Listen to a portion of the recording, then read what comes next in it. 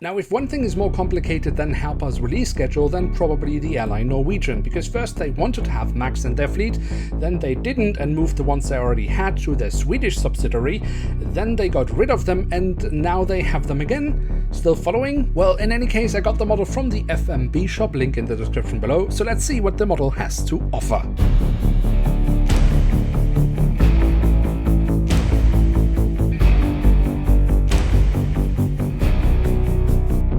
And with that, hello and welcome to a new episode of Review, where we today will take a closer look at a Boeing 737 MAX 8 of Norwegian Air International. At the front of the box we have a cutout so we can get a glimpse of the aircraft model inside, and on top of that we have the Norwegian.com branding. The backside of the box, I mean, it's a disaster, it's dreadful, it's painful, it's not protecting my model. I can say many things about it, but none of them are positive. Herpa, please change your box design.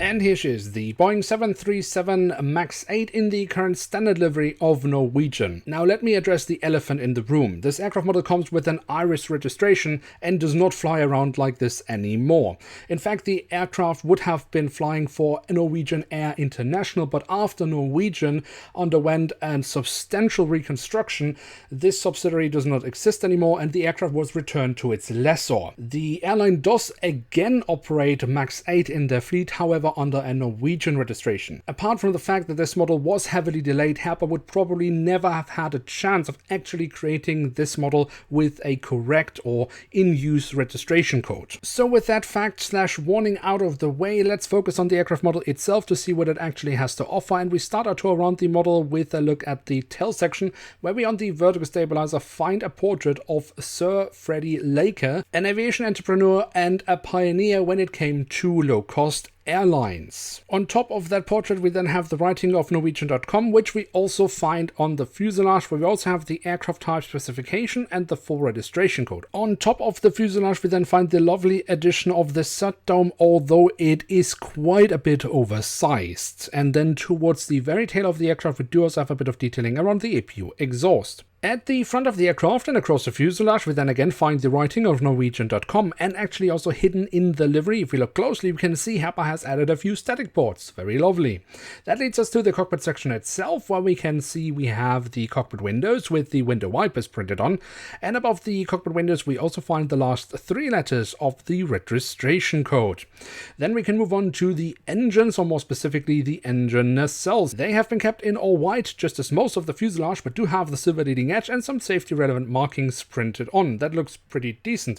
What looks even better is the physical detailing. Herpa has done very nicely, especially with the chevron nozzles, or here when we look into the front, where we very nicely can see the engine fan blades. On the fuselage, just above the wings, we then have the emergency exits printed on, which leads us straight to the wings, which we should definitely also take a closer look at, starting over the top side, where we can see the different flap slats and spoilers have been carved out somewhat nicely, although could have been a little bit more pronounced. But we do also find the markings for the emergency exit has been printed on, and on the underside we find more nice physical detailing and the full registration code printed on as well. The MAX 8 of course also has winglets, which I however think Herpa is pulling off slightly too bulky or thick. The print, however, they have added to them looks very nice. And then we come to the true elephant in the room, and that is the landing gear, which does look nice, however is horrendously too tall. I mean, these are more stilts than landing gears. And the front landing gear, of course, classic for Herpa Wings, is missing any printed details. And then last but not least, we do of course also have the doors to the cargo compartments printed on here at the back of the aircraft, and here at the front of the aircraft.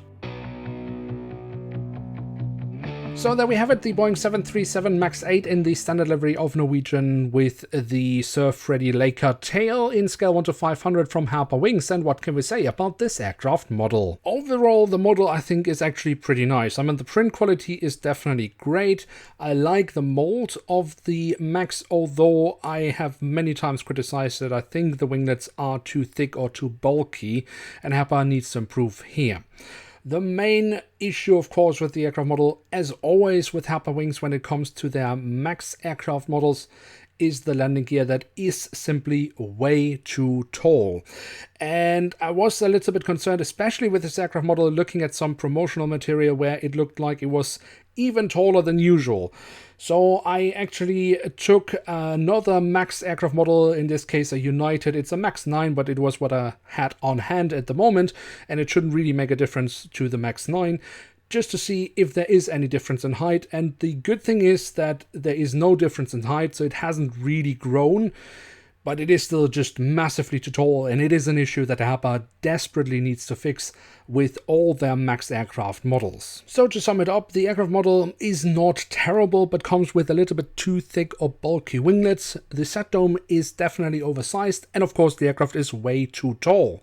But if you can live with these things and really want to have a MAX in your fleet, sure, it could be something for your collection. Although I would be very surprised if Herpa wouldn't make another MAX sometime in the future in the Norwegian livery, and perhaps then with some of these issues fixed, or at the very least with a registration code that is actually in use. So if you're not desperate for a MAX in the Norwegian livery right now, I would probably wait a little bit and just see what Herpa comes up with in the future. Now with that, we have reached the end of today's episode. If you have enjoyed this video, then don't forget to leave a like, that would be very much appreciated. And of course, if you're on around here, why not hit subscribe? That would be absolutely awesome. With that, I'd like to say thank you very much for watching. Hope to see you soon again. I'm checking out, and bye.